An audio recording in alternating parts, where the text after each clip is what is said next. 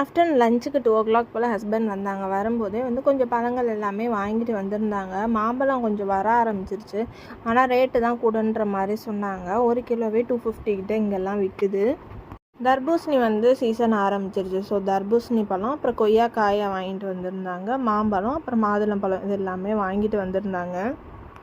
இங்கே மார்க்கெட்டில் காய்கறி எல்லாமே சீப்பாக கிடைக்கும். ஒரு கூறு 10 ரூபான்ற மாதிரி நல்ல ஃப்ரெஷ்ஷான காய்கறியே கிடைக்கும். பட் பழங்கள் அப்படி கிடைக்கிறது கிடையாது.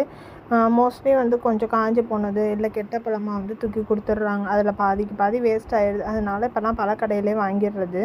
ப்ரெக்னென்சி கிட்டு ரீசெண்டாக நான் ரிசீவ் பண்ணியிருந்தேன். நான் எப்போ ரிசீவ் பண்ணியிருந்தேன் அப்படின்னா 3rd மந்த் எண்டில் எனக்கு கொடுத்துட்டாங்க. அதோட ரிஜிஸ்ட்ரேஷன் ப்ராசஸ் என்ன அப்படின்னா, இங்கே பக்கத்தில் இருக்க உங்களுக்கு கவர்மெண்ட் ஹாஸ்பிட்டலோ இல்லை சுகாதார நிலையமோ அதில் போய்ட்டு நீங்கள் ரிஜிஸ்டர் பண்ணணும். உங்களுக்கு இதை பற்றின டீட்டெயில்ஸ் தெரியலை அப்படின்னா பால்வாடியில் போய்ட்டு நீங்கள் கேட்டிங்க அப்படின்னா அங்கேயே ஒரு நர்ஸ் இருப்பாங்க, ஊசி போடுறதுக்காக இருப்பாங்க.